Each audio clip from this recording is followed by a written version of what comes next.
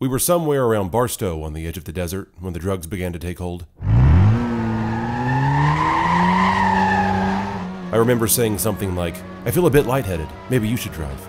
And suddenly there was a terrible roar all around us, and the sky was full of what looked like huge bats, all swooping and screeching and diving around the car, which was going about 100 miles an hour with the top down to Las Vegas. And a voice was screaming, "Holy Jesus, what are these goddamn animals?" Then it was quiet again.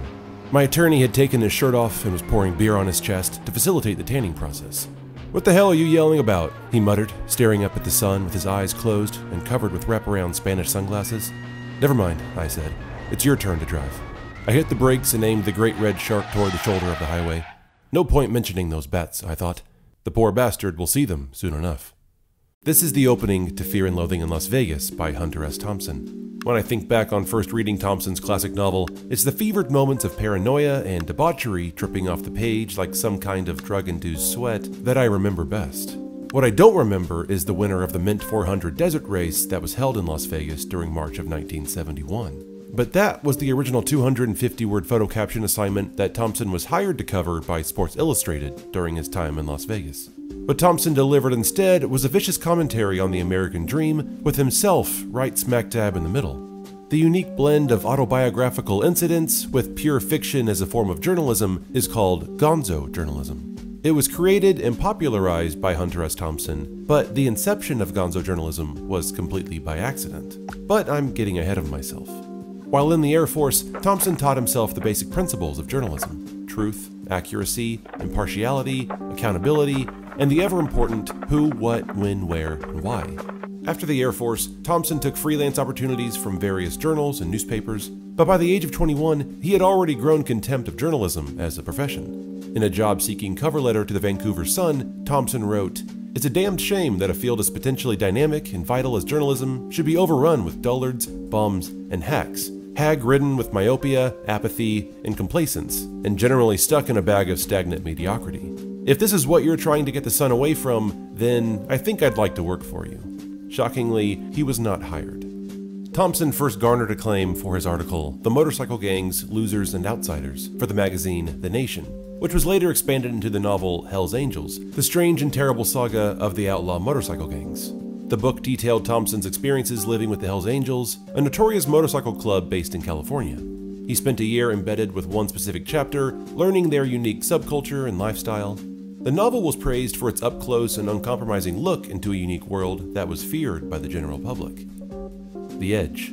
There is no honest way to explain it, because the only people who really know where it is are the ones who have gone over.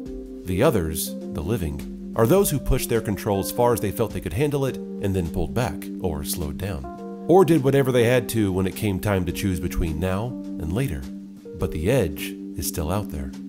Having now made a name for himself, Thompson took a writing assignment with the rebellious and short-lived magazine Scanlan's Monthly to go back to his hometown of Louisville and report on the famous Kentucky Derby race.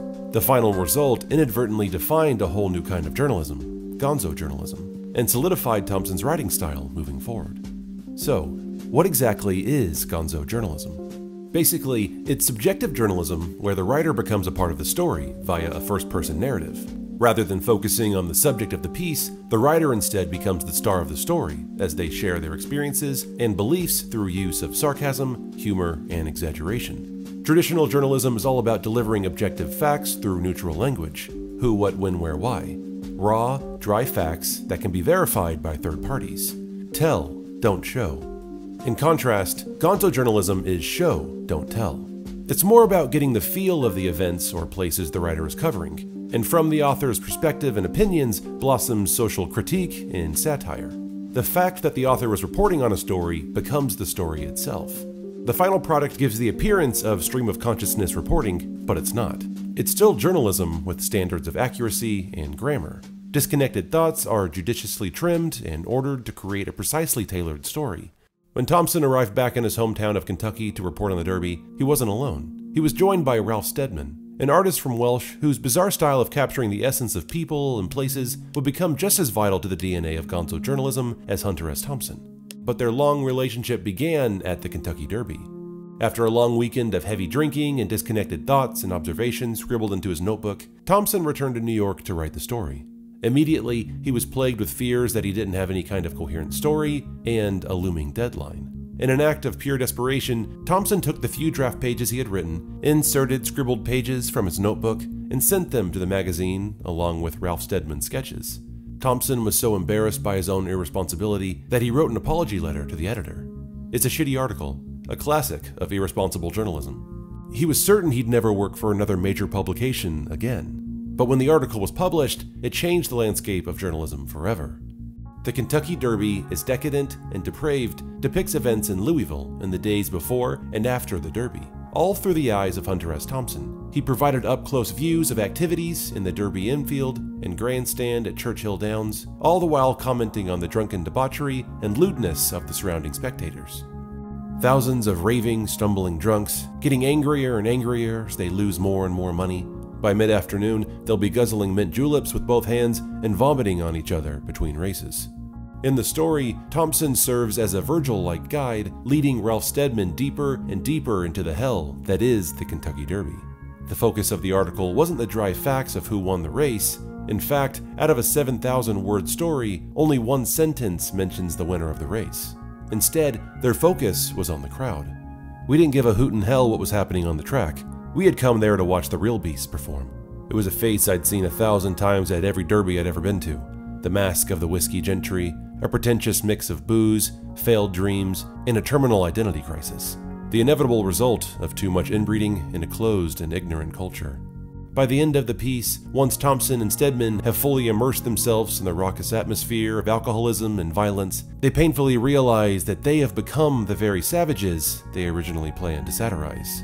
There he was, by God, a puffy, drink-ravaged, disease-ridden caricature, like an awful cartoon version of an old snapshot in some once-proud mother's family photo album.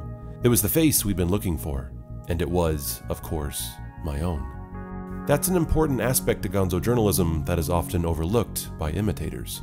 Underneath the alcohol, drugs, and vulgarity, Thompson was always communicating a deeper message to the audience, a social critique, a political agenda, a commentary on our culture. And that's exactly what he did with his Kentucky Derby article. We're able to experience Thompson's schizophrenic view of America at a time of great turmoil. Thompson makes a point to reference President Nixon, the Vietnam War, the Kent State shootings, the Black Panthers, and the failing economy. And even though they aren't the main focus of the article, their brief mentions color in the backdrop of a country becoming unglued, and give a sobering perspective to a simple horse race happening in the middle of Louisville, Kentucky. When Thompson's friend Bill Cardoso, editor at the Boston Globe, read the article, he reached out to Thompson and told him, "You've changed everything. It's totally Gonzo." But no one is exactly sure why he used the word Gonzo. Apparently, Gonzo was South Boston Irish slang for the last man standing after an all-night drinking marathon. Another speculation is that Cardoso called him Gonzo because Thompson's favorite song at the time was James Booker's instrumental song Gonzo, Cajun slang that roughly meant to play unhinged. Either way, the term Gonzo stuck. It's now in dictionaries, and the genre of Gonzo journalism still permeates our culture today. And it's all thanks to the brilliantly bizarre mind of Hunter S. Thompson. Hey everyone, thanks so much for watching. I always have a lot of fun dissecting something outside the normal topics of film and TV, and I really hope you enjoy something a little different too. Leave me a comment below and tell me what you think. And tell me other topics outside of just film and TV that you'd like to see me explore here on the channel. I'm always on the look for interesting ideas. These smaller topic videos usually need a little bit more help, so if you could, please like this video and share it with your friends. That really helps YouTube push it to a larger audience that it might not get otherwise. Thanks again everyone for watching, and I will see you all next time.